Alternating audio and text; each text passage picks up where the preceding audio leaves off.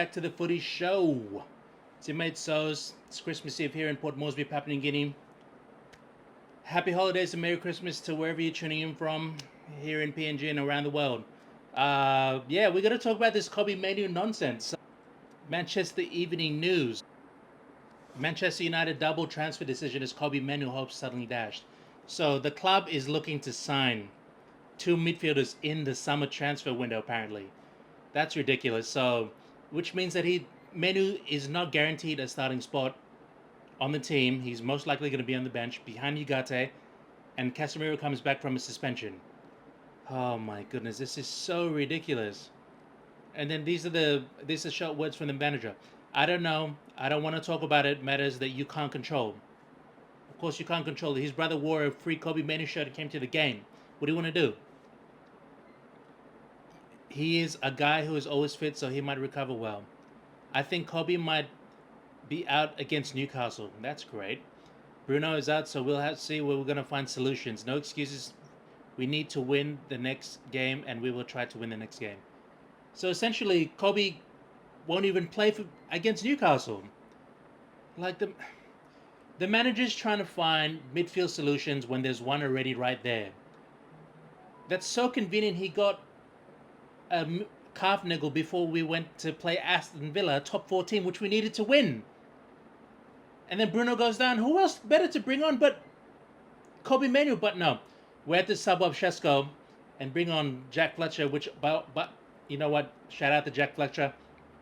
What a good debut for you, but we lost. Essentially we lost, so it doesn't really count for nothing, but it really does not count for anything at all. So that means that even we're not going to be able to loan Mainoo out. He wants regular playing time. It's not looking good. By the summertime, if we're going to sign 2 new midfielders, this kid could be out the door. Like, this manager just wants to get rid of things that we already have. Yeah, okay, fine. You can't help what family members are going to do. Like, that's just their own personal thing. Like, I don't understand. Then the headlines on Sky Sports: Manchester United transfer news. Kobe Mainoo fight for job.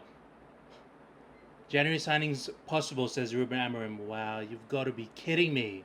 This is absolutely ridiculous. Why? Kobe needs to fight for his job? So he's a shy boy, but it's not his responsibility, Amorim said.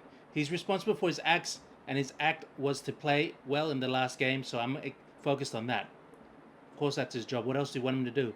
I had the situation in Sporting that my brother wrote something in the internet and I have to answer for that. What do you want him to do?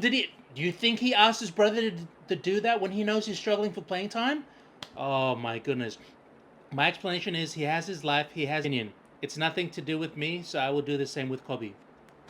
Yeah, I get it. Yes, he's got his own opinion, but you can't take it out on a kid who's only 20 years old and trying to find game time. Oh, like honestly, I'm not Amorim out, but this has absolutely gone way too far. He's literally gave the kid no choice. Essentially, any manager, coach, they are pretty much in charge of your playing time and your involvement in the team overall. Your playing future, not really, because professional clubs, if you want to out, you want to get out. Like, Isak went on strike at Newcastle and then, man, ended up like breaking the British transfer record twice in one summer just to get him and Florian Wirtz from the Bundesliga. So like, I don't get it.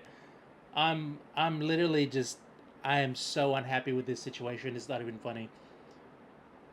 I think honestly, it's not fair to us fans that the manager's making us choose between players on the team. When if you want to do well, honestly, he needs to change his formation. Stop playing in midfield 2 with Casemiro and Ugarte. Ugarte, I don't rate. I'm sorry. He fell off, way off from last season. Last season, he was putting a hurt on everyone. Now this season, he's barely done anything when he came off the bench. Put Casemiro, Mainoo. Or if you want to play 3 of them, put Casemiro chilling at the back in front of the defense, and then just have Ugarte and Mainoo go up. Like, it's not that hard. Like, seriously. Simple tactics. Just change that midfield. If you want to keep your wing backs at the back, then fine. But then it doesn't really make sense because if he's going to have his silly back three and then those wing backs on the left and right, like, then you're going to have to be left with a midfield too. Like, I really hate that formation. Our wing backs have not done anything for us this season. I'm sorry. Dorgu, young lad, you're not getting the job done right now. I'm sorry, I would not have you starting. Dallo has actually done stuff, so I think I'd keep him there for right now, but I don't agree with this back three. It's too shaky. Euro is down on confidence and just got cooked 2 games in a row against Bournemouth, against Aston Villa, and we've seen the end result. The other thing I wanted to cover is that social media and football do not go well together. I will say that in my own personal opinion right now. Look at what Rasmus Hojlund did after winning the Italian Super Cup or whatever it was. This is what good decisions look like. Mate, you scored 4 goals the previous season for Manchester United. You were not going to fit in the current manager's system. I'm sorry. Erik ten Hag is a criminal for signing you. I'm sorry he ruined your career when you could have just stayed at Atalanta and get signed by another club. But in my own opinion, the Manchester United shirt is too big and heavy for certain players who can't cut it. We've seen. Di Maria, like he did well, but I'm sorry, man moved on. Who else? Garnacho disrespected the club, had your brother doing a madness on social media, and then you left. Yeah, we sold you, and what are you doing now? Yeah, you're doing well at Chelsea, I'll give you that. But the way you left the club was such a disgrace. I'm sorry, this is why family members should not get involved with football politics. It does not help. Rashford's brother did the same thing. Man moved to Aston Villa and did well there. And now is in Barcelona. Honestly, I think that was a good move for Rashford, but the Barcelona one, not so much. I think he was doing well in England. Villa were giving him good playing time. He was doing well, but you know what? Sometimes man just wants to get trophies and just make it easy for himself. So why not? Barcelona is a very, very great, respectable club. I'll give him that. And then Jadon Sancho this morning, I can't believe why he wrote that nonsense. And then this guy, Jadon Sancho, you got to serve a purpose to be around me in my new season. It's real personal. On a mission. Distance, silence, peace. Big man. We gave you Freedom Fighter tag for a reason, and this is exactly why. You're not helping yourself off the field with that girlfriend you got a tattoo of. Man's bringing her to the games, and she's just... Mate, you're just wasting your time right now. Why do you do this to yourself?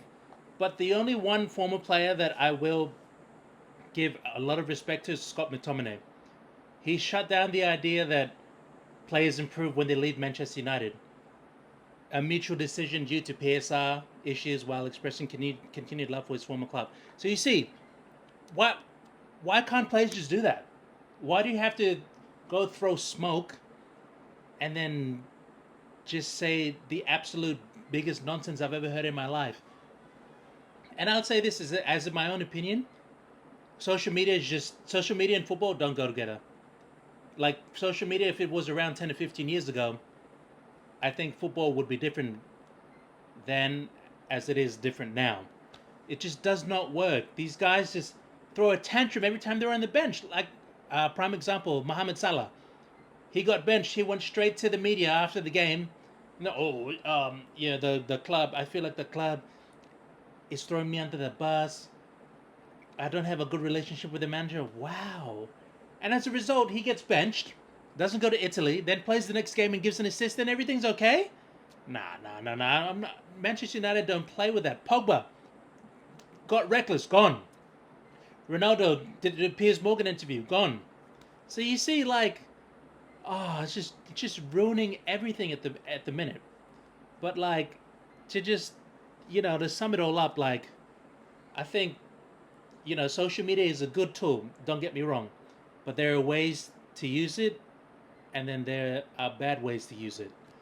But like if you're a football player and you've got, your problems, then big man, do your talking on the pitch. And like I can't talk because Bruno did that stupid interview about his deal to Saudi that he turned down. Like I don't. At this point in time, it's not needed, honestly. But you know what? Players are entitled to their own opinion, and that's fine. But just remember, especially you, Rasmus Hojlund, You did not do well in a United shirt, so I don't know why you're talking. But yeah. So we got Newcastle next. It's not looking great because Mainoo's probably not going to play, so we're stuck with Ugarte and Casemiro. And I just saw this morning, Arsenal, you went to pens. You see what I'm saying? You guys are talking too much. You won on pens and you're celebrating like you won that EFL Cup. Oh my goodness. Oh, all right. So yeah, so that's what we're doing. What did Jokeris do? Jokeris is hiding on the bench, just doing that like. What do you know? An own goal. Stay tuned. Please, as always, please like, share, and subscribe.